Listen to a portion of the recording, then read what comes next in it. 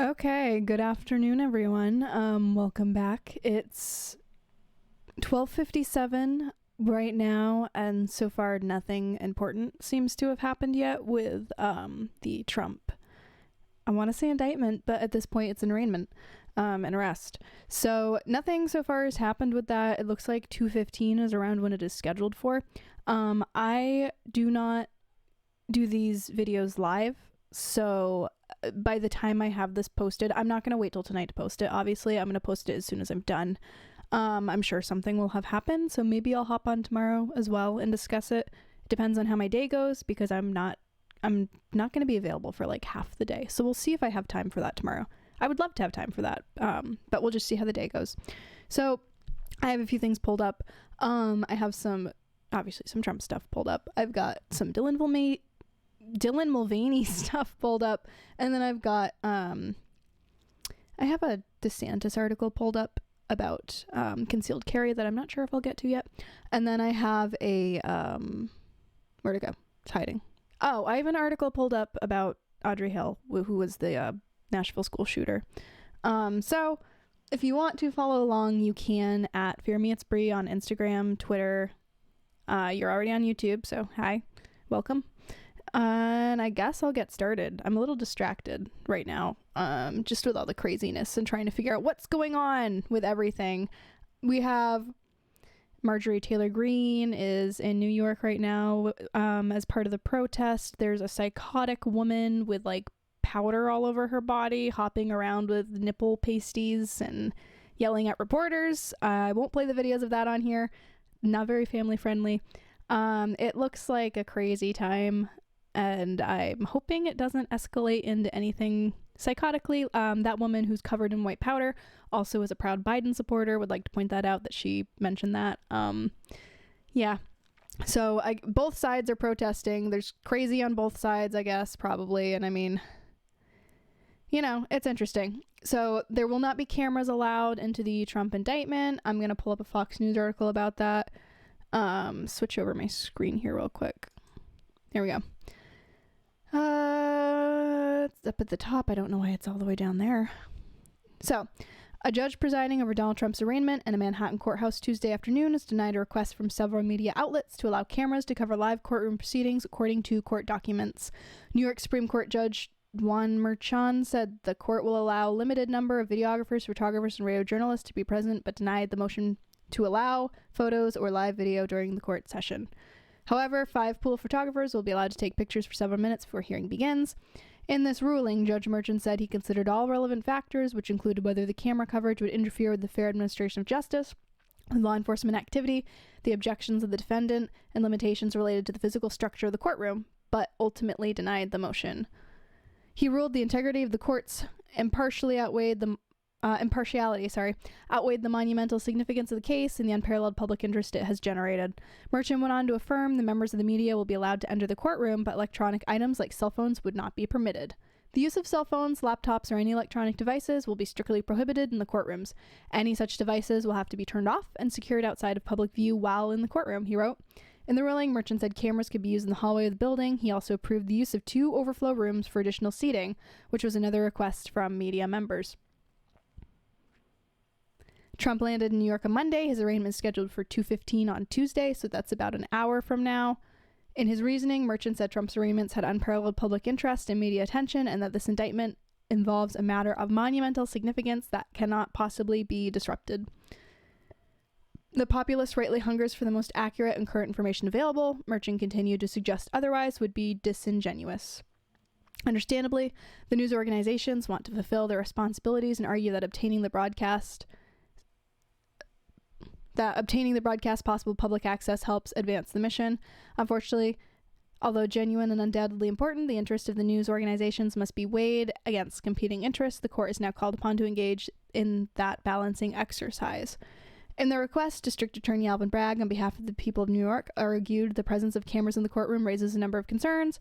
Among those concerns included the prejudicial impact of pre-trial publicity on the jurors, the impact of truthfulness of the witness, responsibilities placed on the trial judge to assure a fair trial, and the impact on the defendant, court documents show. Merchan was first appointed to the New York State Court of Claims by Democratic Governor David Paterson in 2009. He then began serving as an acting justice in the New York Supreme Court a year later. The detail of Trump's indictment are still unknown because they're under seal until the arraignment takes place. A potential guilty verdict in the case would not prevent Trump from running for the White House in 2024, which is because I believe it would just be like a state misdemeanor or whatever. If it became like a federal felony, I think that's where it might get funky. Okay, so none of that stopped the cameras from being in the courtroom in the highly televised Johnny Depp and Amber Heard trials.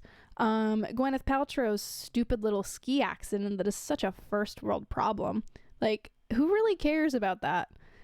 It's literally just distraction. And Johnny Depp and Amber Heard, I remember watching the trials where there was some discrepancy with like the jury being worried or whatever. They never show the jury. So this whole thing about, well, the integrity of the jury, we got to protect it.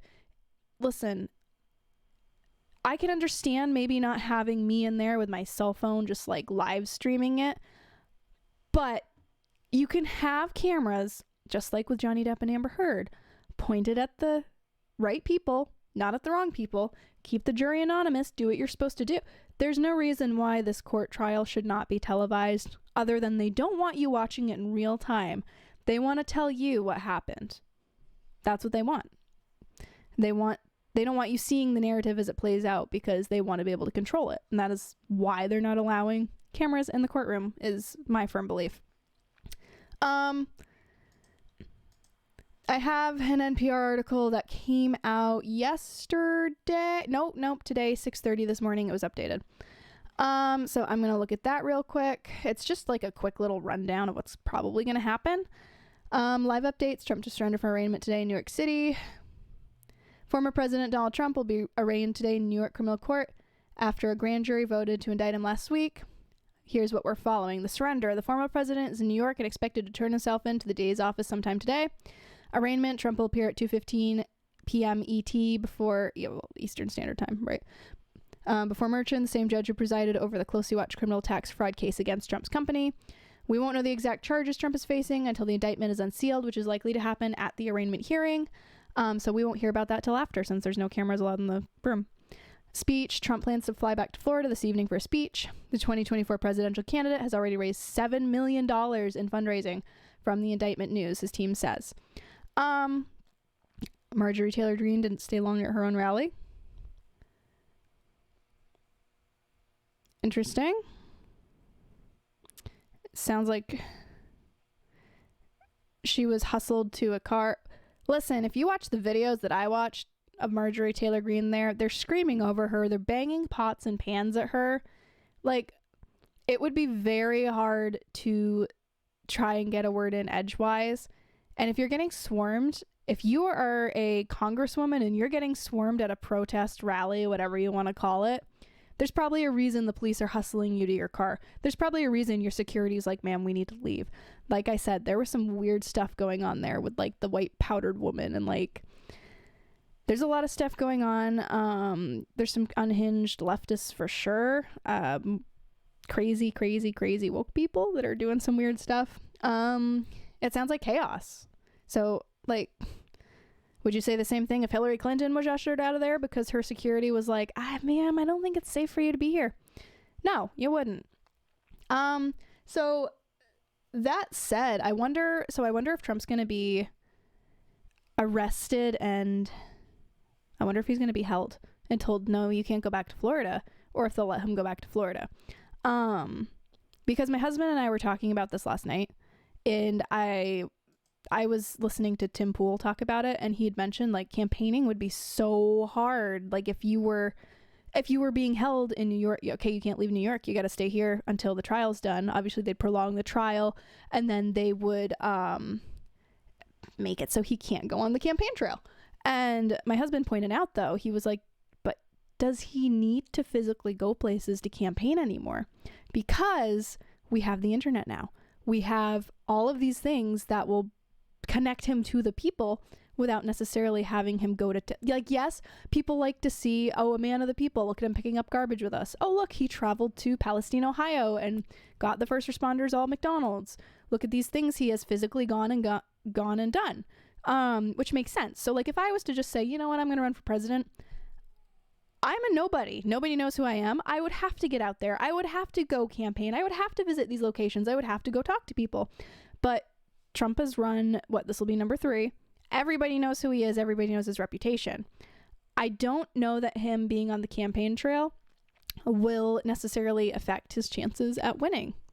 I think what would affect it is if they try and play dirty here, which I think that they're going to do, and try and maybe federally charge him with something, and charge him with something that like, oh, a convicted felon of this, and this cannot run for the president of the United States. And I don't know what constitutes that. I don't know every detail of the law, but I wonder if something like that is going to happen, because that would make it really hard for him to successfully run if he has those kinds of restrictions on him.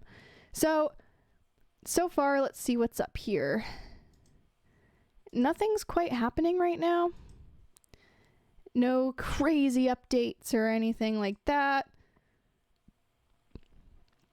I'm not seeing anything too crazy.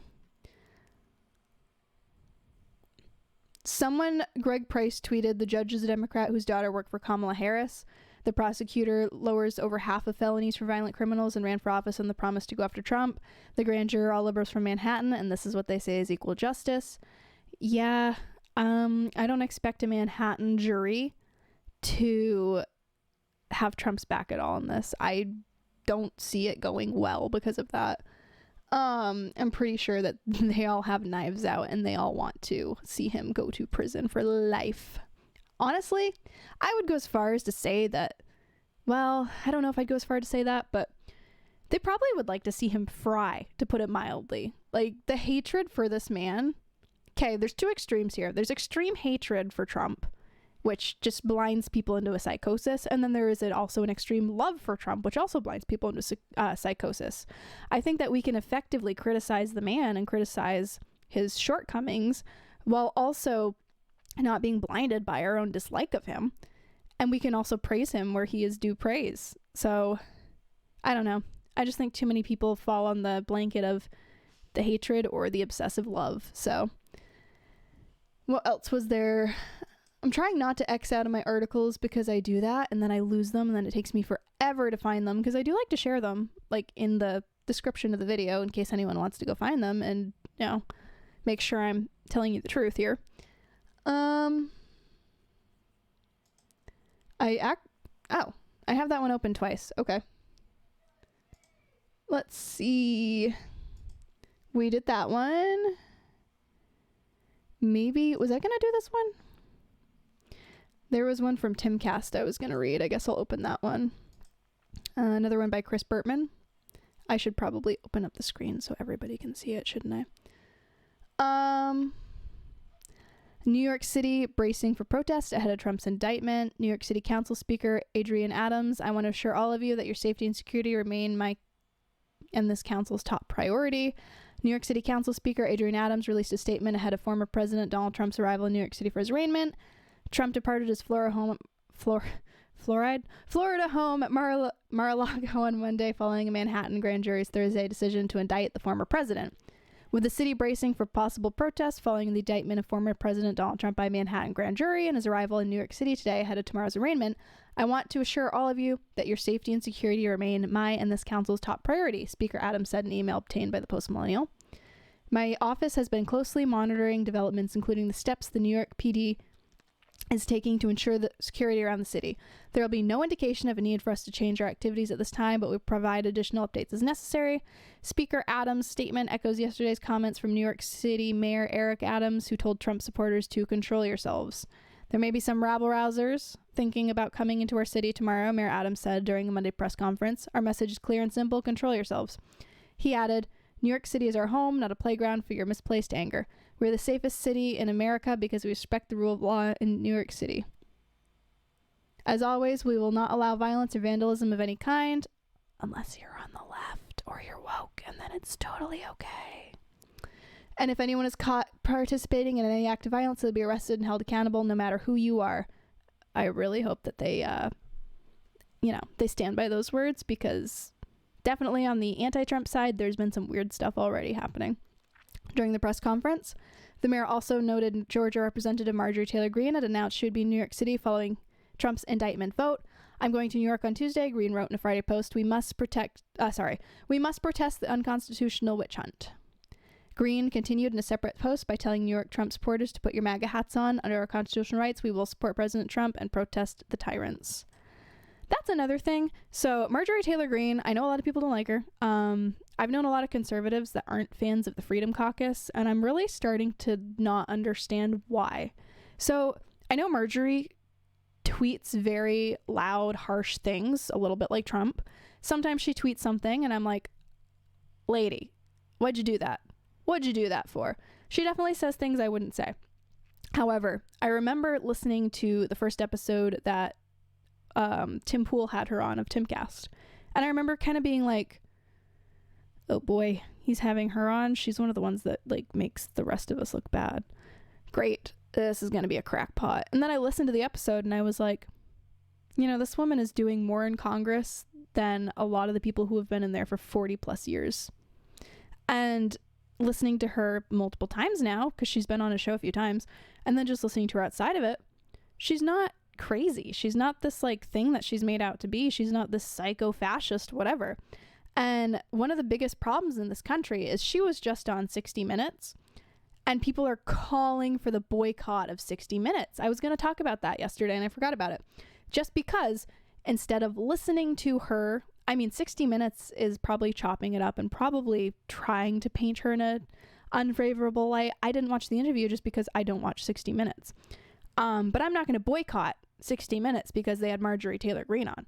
If Tim Pool decided to have Dylan Mulvaney on and have a conversation with him, I wouldn't be like, oh my goodness, you're having Dylan Mulvaney? I guess I'm not watching your show ever again until you do something different. So why can't people who are woke, why can't people on the left have that attitude toward somebody like Marjorie Taylor Greene? Or heaven forbid if Donald Trump went on something like 60 Minutes or Trump Jr. or any of these people. Why can't we have the same attitude with them? Like, why? Like, if Tim Pool had Dylan Mulvaney on, I'd be like, that's going to be weird, but I'm willing to hear this conversation because we need to have discussions. Even if we disagree on things, we need to be having discussions with people we disagree with. Otherwise, we're trapped in an echo chamber. And the people who are unwilling to have these discussions are what is going to destroy the country. Because if you're not willing to sit down with someone you disagree with and at least hear them out, then you're not willing to make any changes. And that says a lot about who you are and what you believe in. So that's something that kind of just irked me, was just people were like, that's it. Cancel 60 Minutes. We can't watch that unless you change your ways and never have somebody like MTG on again. We're done with you. And it's like, people. I'm sure they didn't even give her a favorable interview. I'm sure they chopped it up to make her look like a piece of crap. But still, give it a listen. At least before you judge somebody, listen to them speak. And no, I did not watch the interview because, like I said, I don't watch 60 Minutes. I don't care for it. But I've listened to the woman speak and my mind was changed on her. Right? So don't be afraid to have your mind changed by actually listening to the person. There's times where I've agreed with Alexandria Ocasio-Cortez and I can't stand that woman, but I am still willing to listen to her speak and allow her to have a platform. Same thing with, what's that woman's name? I don't know. There's people out there that I don't agree with, but I believe that they should have a platform. I don't believe that companies who platform them should necessarily be canceled in the sense of like an interview or something like that. But anyway, speaking of cancellations, let's look at Dylan Mulvaney's Budweiser crap, and let's look at Dylan Mulvaney trying on wedding gowns real quick. I just want to refresh this feed. See if maybe something crazy happened. There is breaking that Donald Trump has left Trump Tower and is on his way to the courthouse to be the first former president of the United States to be charged with a crime. I don't even follow this account. Just announced. Does that have anything to do with it? No, it doesn't look like it. But anyway, it looks like Trump's headed... Okay, I don't care about that. Trump is headed to... he's headed to the courthouse. And I'm not going to refresh that with the screen open because, like I said, the naked white powdered lady might pop up. That was just like, well, I've been scarred for the day. So, yep, so far, nothing too crazy except for that. Anyway, Dylan Mulvaney decided to partner with... Is this it? Yes, here we go. So this is a tweet from Ollie London, who detransitioned. I'll just leave it at that. Budlight has finally spoken out after garnering scrutiny for making Dylan Mulvaney their latest brand ambassador. In a statement shared with Fox News, the brand has said the collaboration was designed to authentically connect with audiences. The statement added, from time to time, we produce unique commemorative cans for brand influencers like Dylan Mulvaney. That commemorative can was a gift to celebrate a personal milestone, that personal milestone of Dylan's 365th day of being a girl. So let's see if I can find... Okay, there's a lot of weird stuff in this feed. I want to find the video, though, of Dylan, like, dancing with the Bud Light. Like, it's just bizarre. Okay, so here's the first one. Hi!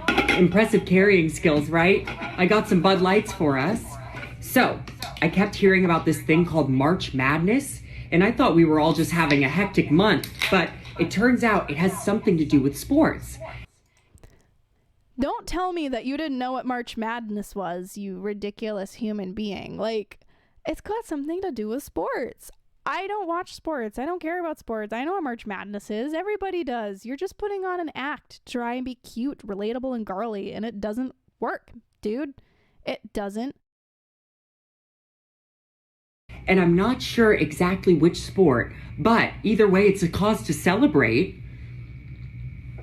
This month, I celebrated my day 365 of womanhood, and Bud Light sent me possibly the best gift ever. I really want to know how many times have you taken a sip of that beer? Like, you're acting pretty high strung, which is normal for you, but how many takes did you have to do? Because you're kind of, yeah, you're a little out there. A little, maybe more than normal. I don't know. A can with my face on it. Check out my Instagram story to see how you can enjoy March Madness with Bud Light and maybe win some money too. Love ya! So yeah, there was that video, okay? The estimated hold time is... And then there was this The weird estimated one as hold... well. This weird one as well, where I'm not going to play the sound because it's just weird, but like Dylan's like in a bathtub in a bra, I guess, and just kind of like do, and like I just don't get it. So it's just weird. So anyway, here, like, you know, typically you think of Bud Light and you think of like I went to Tennessee and I was in a very red area politically, and all of them drank light beer. Like, that was the thing down there for some reason. I think it's disgusting. Like, light beer is gross.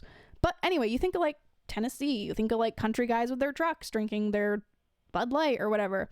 But I did have somebody point out to me that Bud Light is also, like, light beer like that is cheap, it's easy to get, and it's something that like college kids and like frat boys will use because it's cheap, easy to get drunk off of, and it's something college kids can afford. So they're probably not trying to pander to the redneck with his truck, right? They're probably trying to pander to the college kids who will purchase Bud Light because it's their gateway when they're partying, right?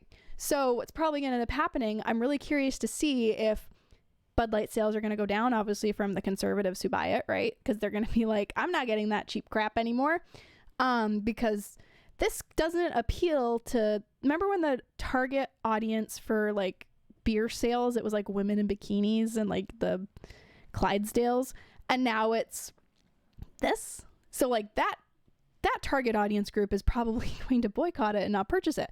But the woke college kids are probably going to be like, oh yeah, I don't care. Or they're going to be like, all the more reason to purchase it, because that's just how they are. So I'm curious to see if the sales actually go up or down based off of the support probably of woke college kids versus the average guy that's like, yeah, I'm sorry, that's not a good beer ad for me. I just, fake women just don't do it for me. So I'm curious to see which way that goes. And then I have another thing from Ollie London about Dylan that I'm going to share, where Dylan is parading around in a wedding gown. and making a mockery of women as per usual. It's a she-they outfit of the day. I'm trying on wedding dresses from ASOS. Am I getting married? No. Well, I don't know if you're ever going to get married, Dylan. at least not yet. I'm very single, but I always like to be prepared because you never know who's right around the corner. And I didn't even know ASOS sold wedding dresses, but with the Black Friday sale, I thought, why not? Let's go. So nothing is sacred anymore. Like, I don't know, like I went when I got married, right? And tried on wedding dresses and like it was a whole event and like that's what women do. And now it's like that space of like trying on wedding dresses has now been invaded by Dylan Mulvaney. Like, I wonder if it's more expensive to get, I'm going to turn the volume down so I can still talk. I wonder if it's more expensive to get Dylan Mulvaney to parade around in a wedding gown. That would look stunning on a woman. Absolutely stunning on a woman, than it is to get some actual celebrity woman to try these things on, because I'm a woman and I'm already married, so I'm not wedding gown shopping, right? I'm not the target audience for this. But if this was me back in 2017, when I get married, 2018, if this was me back in 2018, when I was searching for a wedding dress, this wouldn't have appealed to me. I wouldn't have been like, Dylan Mulvaney looks so good in that wedding dress. I want to get one just like it. I would have been like, okay, that was weird. I'm going to go ask an actual woman about this. That's just not appealing. Just everything he is doing is just so unappealing to men and women. But anyway, that's Dylan for you, being Dylan. I don't know. I'm just kind of... Another thing, too, that Ollie London had shared, I don't have it pulled up, but I'll mention it real quick, is how Dylan is claiming that he has been on estrogen hormones or whatever for breast growth since 15 months ago. And Ollie London pointed out that usually when a man goes on what Dylan Mulvaney is claiming to be on, they will start developing breast tissue and the breasts will start budding and they will actually have something to show for it about 2 or 3 months into it. So Dylan Mulvaney very much should have something to show for it, but Ollie posted a picture of Dylan in a swimsuit from like this past week, and he was flatter than Kansas. There was nothing there. So thus the theory that Dylan is not doing any of this because he believes in it. It's all an act, because there are times where Dylan looks like he's got a little bit of something, but I'm pretty sure that it is just padding, because like I said, we've seen the images of him in a swimsuit and there's nothing there. But sometimes he'll wear a dress and there'll be a little something. And I firmly believe that that is padding. And yes, Dylan did get facial reconstruction surgery. Yes, he did alter his appearance here, but any celebrity alters their appearance. They'll do a nose job. They'll do a chin job. Even a boob job isn't really that big of a telltale, like, oh my gosh, I'm so committed to this transgender thing. The day that Dylan Mulvaney chops off his genitalia, I will believe that he is actually believing what he is living. I really think as soon as this stops becoming profitable for him, he'll probably slink into the darkness of the spotlight. That doesn't make any sense, but you know what I mean? He'll go out of the spotlight, he'll stop promoting it, and he'll just go live his life. And yeah, he has a more feminized jaw now, but like, really, how many celebrities get facial surgery? How many celebrities mess with their cheekbones? How many celebrities do that anyway? That's not a sign that he's actually a transgender individual.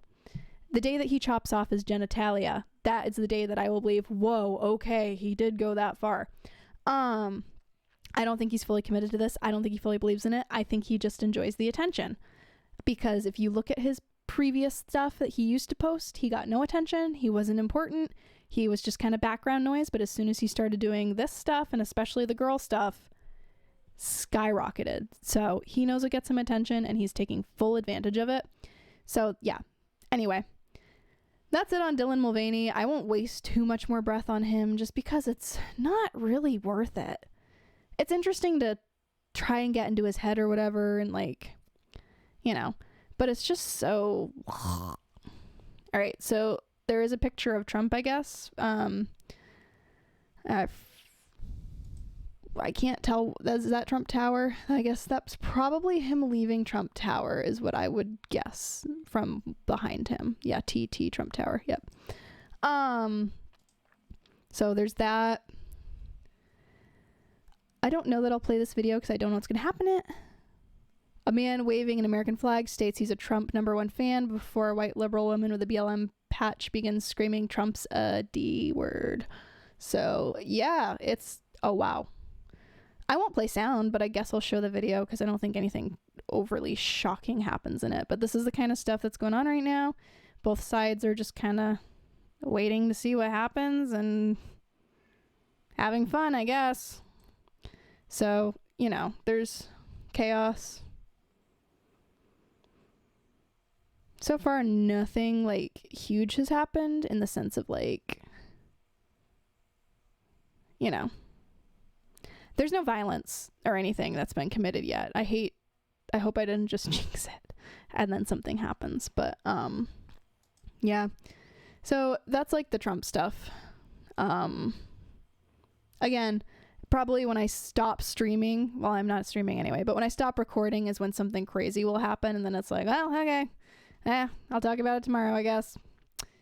Oh yeah, AOC supposedly has a burner account that was calling people the C word and being very not so nice online. Not sure if it's her or not, but there is potential that it's her because I guess there was a tweet where somebody said something on AOC's tweet where AOC was like, meh, meh, meh, meh, meh. And then somebody was like, oh yeah, well you do this. And then this account tweeted, what makes you think I do that? Or some, like, it almost seemed like AOC tweeted it accidentally from the wrong account, if that makes sense. But I guess it's not confirmed that it's her or not, but people are like digging through the old tweets from this account and they were like, whoa, whoever this AOC like super supporter is might just be AOC. This is fishy.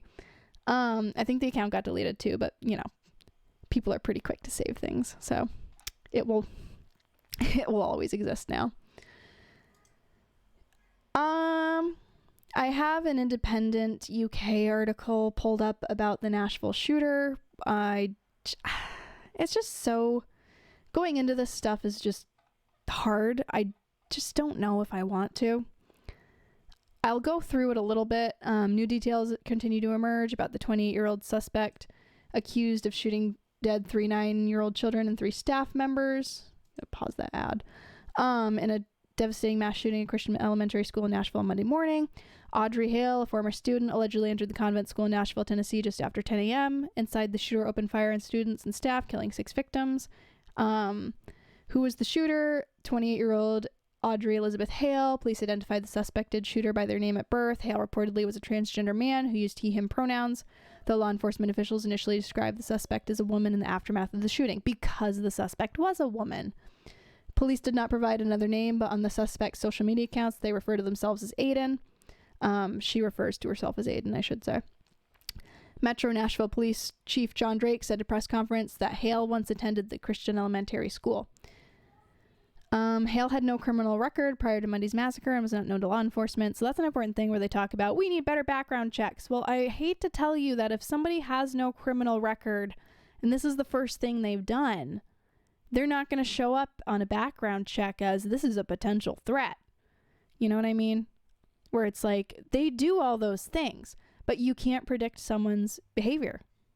It's not person of interest, right? That show where they would do that and they would take people out because, we have this software that tells us they're going to commit a crime. So we got to make sure that crime doesn't happen and stop it before it happens. That's not the real world. I'm sorry. She was under a doctor's care for an emotional disorder. Great. So you gave someone who is under medical care for mental health challenges hormones that are going to F up their body that they shouldn't have in the first place in their body. Smart move. Hale's parents were aware the suspect had purchased one firearm, believed it had been sold. In reality, the 20-year-old illegally purchased 7 firearms from 5 different local stores, 3 of which were used in Monday's shootings, and hid them in the family home. Despite her mental health concerns, there's no red flag law in Tennessee that could have been used to take away Hale's firearms. Meanwhile, Hale's parents were unaware of the stash, so she had not reported them either. They had no idea. Parents were just as shocked as everybody else. Hale was an illustrator and graphic designer based in Nashville. Monday morning, Hale left home with a red bag. Hale arrived at the campus not long after 10 a.m. Children can be seen playing on swings in the background of the footage. Surveillance footage shows Hale shooting through a glass side door on the first floor of the Covenant, then ducking through one of the shattered doors to gain entry. I've watched these videos. I also watched the videos of him take down Hale, and unlike the Uvalde police officers, the police officers in this situation were very brave, and like they put themselves on the line for those kids, and that should be commended. The shooter seen stalking the school corridors with a gun and a long barrel, including walking into a room labeled church office, then coming back out.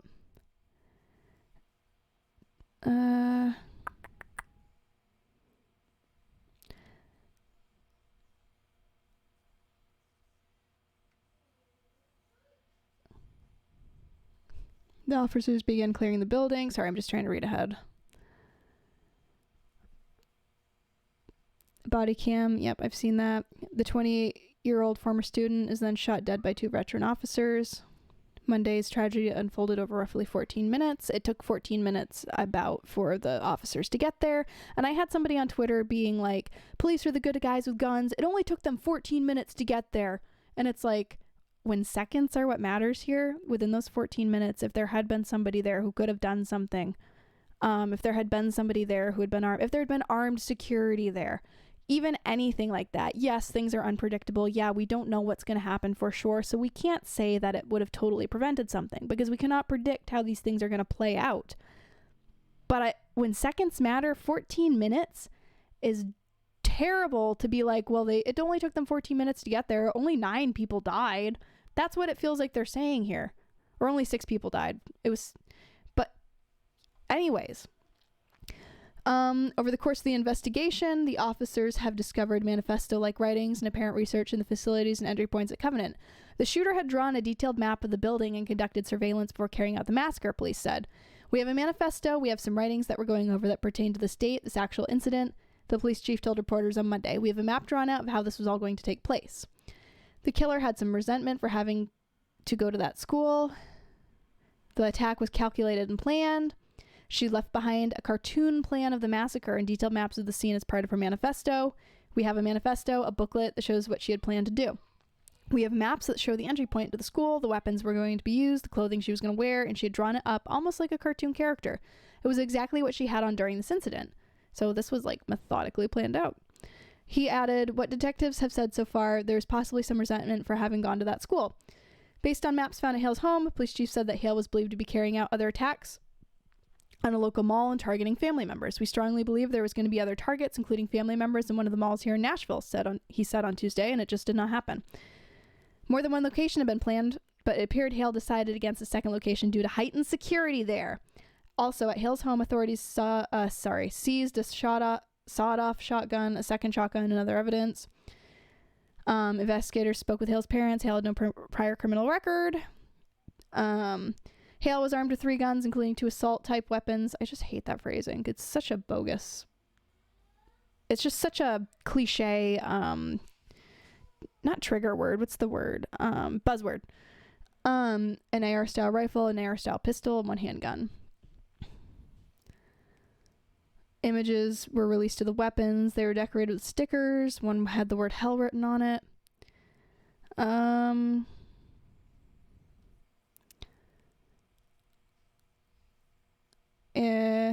Audrey's mother called for more gun control.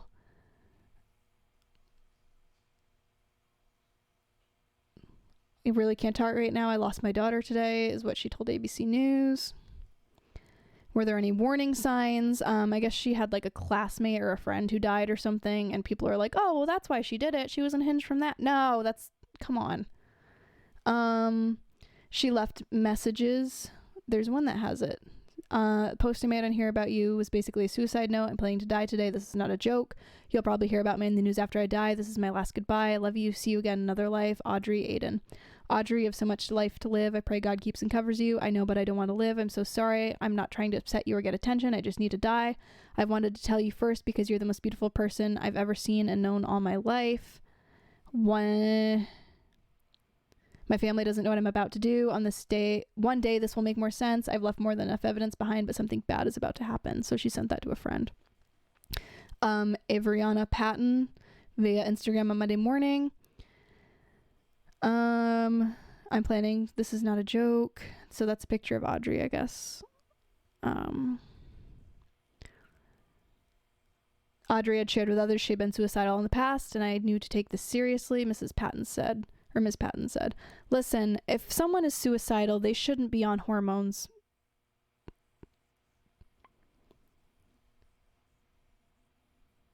Anyway, so also Audrey had artwork, cartoons outlining Monday's attack. Hale's work showcased on the website range from the disturbing to the childlike, including creepy drawings of Jack Nicholson from The Shining. Chillingly, the word murder scrawled backwards across the disturbing image, which is a reference from the movie. There's also a section titled Mad World, which is filled with sprawling patterns and perhaps more eerie given the age of Hale's victims. There's a whole trove of childlike images. Drawings of a smiling multicolored turtle and a teddy bear duck dressed in a scarf wouldn't look out of place in an elementary school like the one Hale allegedly terrorized before being shot dead by the police. What do you mean allegedly terrorized? She killed 6 people. Allegedly seems like a weird way to say that. Another image on the website appears to show Hale's feet with the phrase "to be a kid forever and ever" across it, and Hale is now accused of killing 3 small children. Audrey Hale killed 3 small children. Why are we what? The website also features a self-portrait of Audrey the artist, along with a bio which describes the soon-to-be school shooter as on a mission to change the world. I'm a freelance illustrator and graphic designer, creates logos for businesses. The mass killer's illustrative style is described as whimsical and with a lighthearted feel. Audrey Hale's artwork included this drawing with the murder spelled backwards. Aside from art, I enjoy binging video games, watching movies, and playing sports. There's a childlike part about me that loves to run and go to the playground. Animals are my second passion, so I also enjoy spending time with my 2 cats. Hale writes on the website, which had not been taken down as of Tuesday. Hale, who went to art school in Nashville, is said to have used those creative skills to prepare for Monday's mass shootings. Police found a cartoon plan of the massacre. So yeah, that's all I'll read of that. They're not releasing the manifesto as far as we can tell, but that is actually the most detailed article. There's flaws in it. There's definitely things that I'm like, okay. But it's probably the most, oh look, it's Tim Pool. The most, what do you want to call it? Probably the most detailed description that I've found of her mindset and her mentality in this shooting. So I just thought I'd read that real quick. I'm not going to do the DeSantis concealed carry today because I think I'm running out of time. I'm surprised I've got 42 minutes in here without an interruption. So I'm probably going to let everyone go. Trump supposedly is going to be arrested soon. I'm not seeing anything. As far as I can tell, nothing's happened yet. So in like 30 or so minutes, I would say we'll probably see something happen with Trump. So with that, I'll let everyone go. Again, you can find me fearmeitsbre on Instagram and Twitter. I hope everyone has a great afternoon. Keep an eye on what's going on in New York. We'll see if Trump is held in New York or if he's allowed to go back to Florida tonight, like he plans to go back to Mar-a-Lago, and I think he wants to give a speech there. I'll try and be back on tomorrow. I'm not 100% sure if I will, but I am going to try, and if not, I will be back on Thursday.